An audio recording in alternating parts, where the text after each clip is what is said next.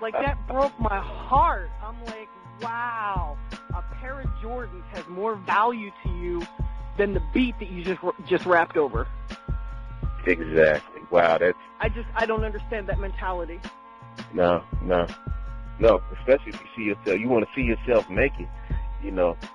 Yeah. That's with that. I think a lot of artists, there's so much free stuff on the internet too, like for beats and stuff. So, you know, they don't take it that serious on things. They can get free beats and all that stuff. So They don't. So, And you're right. Yeah. It's driven down the price of beats.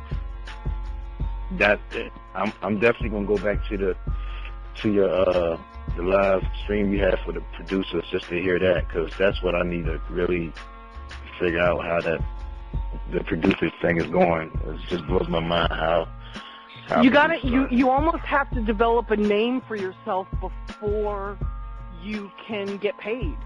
And it didn't used to be this way. It's because it's so oversaturated now with producers. You know, it used to be that if you had a hot beat, somebody would buy it from you.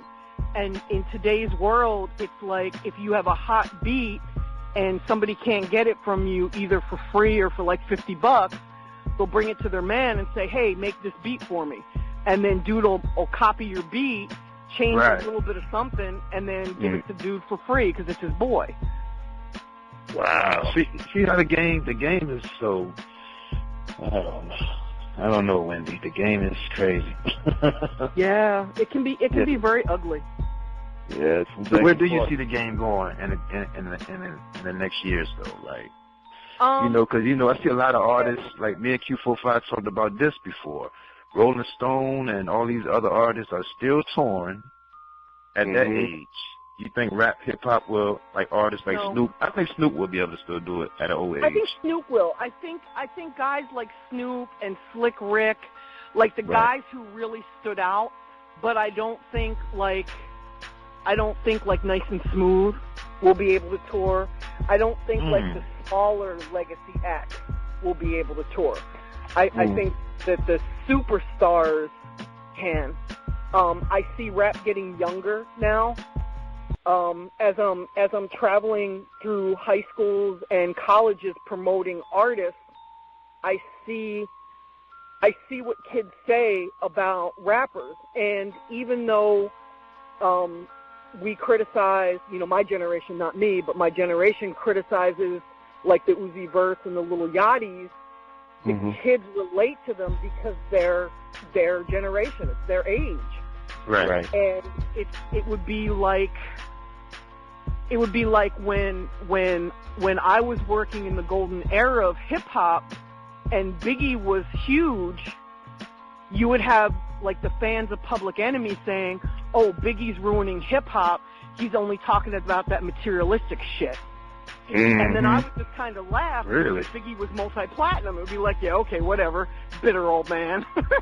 And I kind of say the same thing now, because as I hear my generation saying, "Oh, mumble rap, you can't understand what they're saying," but then I go to the club and I see 2,000 kids bouncing to 21 Savage or to a Metro Boomin beat or to Future or to whatever.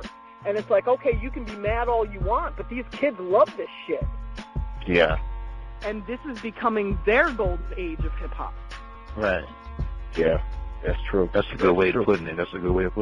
And I noticed that it's harder for the older artists. And even when I started working with Trouble, I was nervous because when I started working with him, he was 26 or 27. And he's 28 or 29 now. And I was really worried that kids would say, "Oh, he's too old." And I've heard, like I'll sit down, when kids don't understand that I work with rappers, right? So I'll sit down with them and say, "Hey, do you like Trouble? Yeah. Do you like 21 Savage? Oh, yeah, he's my dude. Okay, what's different between Trouble and 21 Savage? Because they kind of sort of rap about the same shit. Oh, well, young 21 Savage is so melodic, and he's like my age. Trouble's like the OG." Wow. Like, oh, shit. Okay, he's the OG, huh? Wow. 29. Right. Wow. That makes me really old. Oh, man. So I've noticed like a backlash for older rappers. Like the new rap fans don't embrace older rappers. Like it's almost like if you're older than 23, you're too old. But they say hip hop is a young man's sport, though. So it is, and it was when I was coming up too. You know, when I was coming up, there were some older rappers, and the kids didn't embrace them. I remember some kid saying to me, it was Jay-Z's like maybe 4th or 5th album, and I remember a kid. I was speaking at a high school about the music industry. And it was right around the Nas Jay-Z beef. So I guess that was like around 2002, somewhere in there. Yeah. And right. The kid said to me, I said, you know, our generation was all battling, you know, who made the doper diss, Jay-Z or Nas. So, you know, I asked this kid, I was in the high school asking this kid, you know, Jay-Z or Nas, Jay-Z or Nas. And, you know, kids would say, oh, Nas. The other kids would say, oh, Jay-Z. And this one kid said to me, nah, who cares? Like, man, Jay-Z, man, he looks like my dad. And I just, like, I stopped in my tracks and I looked at him and I'm like, he looks like your dad. I'm like, how old is your dad? And he said, yeah, my dad is, I don't know, like 35. And I'm like, oh shit, Jay-Z's probably 32. Okay, I get it. Yeah. So I backed off because, okay. Right. Okay. 13-year-old, somebody who's 30 looks old, you know? Yeah.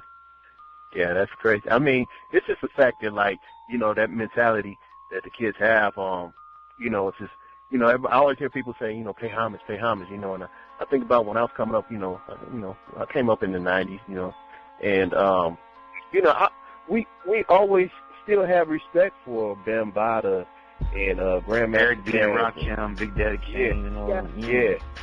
You know, it's just, you know, it's just like we paid homage. This generation still respects, for the most part, not everybody, but they still respect Tupac and Biggie, which is like our Bambaataa and our Kool Herc. The only difference is Bambaataa and Herc kind of invented this, so they get a little bit of extra oomph on the respect. But indeed, it's, you know, aside from maybe a handful of kids, most of the new generation, they call Biggie and Pac old school, but they respect them. It's not like they're like, oh, fuck them, they can't rap. You know, I've heard 1 or 2 people say that, but it's very rare that I'll hear somebody say that.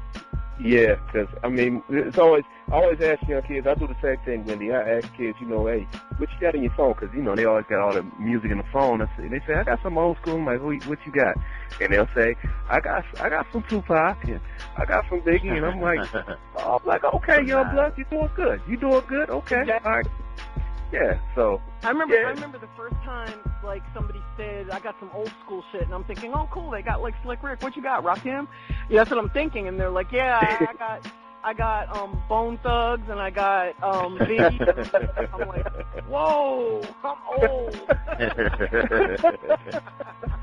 Wow, yeah. That's crazy, man. Yeah. Thugs is old school? Oh, shit. Right. Yeah. But then I thought about it, and it's like, okay, you know what? That was 20 years ago, so True. Yeah. True. I guess so. You think about it, they've been dead over 20 years, right? Biggie and Pac. So. Yes. Yes, true. That's crazy. Yep. So what do you think about, you ever think lyrical rap will come back, Wendy? Yes, I do. I think Kendrick Lamar has proven that lyrical rap has value. J. Cole is proving it. Mm-hmm. I think that people that Drake. want to... I don't consider Drake lyrical, but he is. I consider Drake more of a pop artist. And I think rap is going more pop. And I think that the guys like... And J. Cole is more pop. I think the guys that can be more melodic, like the Chance the Rapper type rappers, right. I think they're going to do better in the long run because they reach women as well as men. You know, they're still lyrical enough where the guys like it, but it's melodic enough where the women feel like it's for them too. Yeah. Yeah, you got to include the ladies. You got to. Exactly. to stay in it. The ladies got to be on board. Like for what I do, I prefer, like right now, if somebody's not lyrical, I pass on working with them because it's coming back to the lyrics again. And even the street dudes, like if they're not lyrical, and Trouble is not in this batch because I started working with him 3 years ago. Not to say he's not lyrical because he can make some wordplay that's pretty amazing, but I think we can all admit that he's not the most lyrical rapper. Like he's never going to battle Kendrick Lamar. It's just not realistic. No. But today, with the way the business is going, if an artist comes to me and they're older than 25, I pass on working with them. And if they're not lyrical, I pass on working with them. Because that's the direction that I feel it's going right now. And that may change, but for right now, that's where it is. Okay. Lyrics are back. What about overseas versus America making money? Is more money overseas? I can't speak much on that because I don't focus on international. For what I do, I really have to be hands-on. And for me to break an artist overseas, I'd have to physically go there. And it's just, it's too much of a learning curve for me. I leave that for others that are more inclined to want to do that. So I don't focus on overseas at all for my clients. I just focus on building them here. Okay.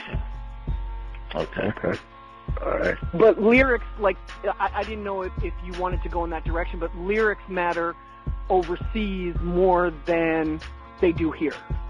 Right, because it seemed like a lot of the old school artists are making a living over there, making a lot of money over there. Yes. You know? Yeah.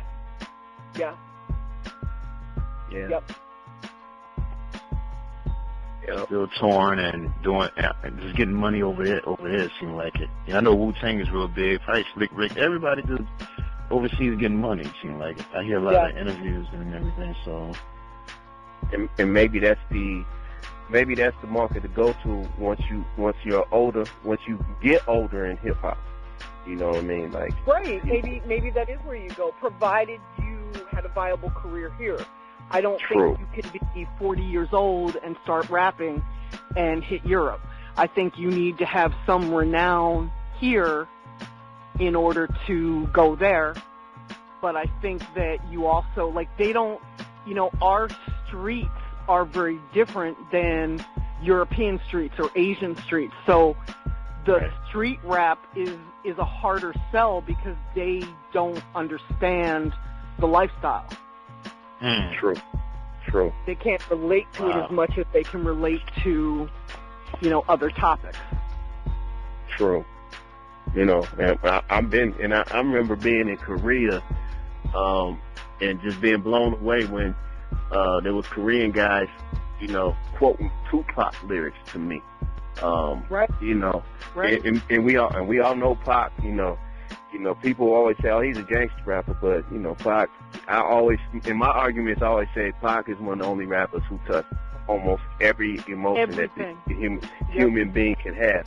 So to have people all the way over in Korea, South Korea, that say that they feel Pac, and it goes back to what you said as far as being lyrical, and being able to, and just having something that people can connect to, just like you were saying with Trouble, with him having that quote from his song, and people, not necessarily being his friend, his fan, being able to connect to that phrase. So, lyrical, being lyrical, I think that, going back to when we saying lyrics coming back, I think that will take you further. I agree. Just staying in the pocket. I think that people can really relate to, if I care about something, I could get hurt, and I don't want to get hurt. Therefore, I can't get involved too deeply.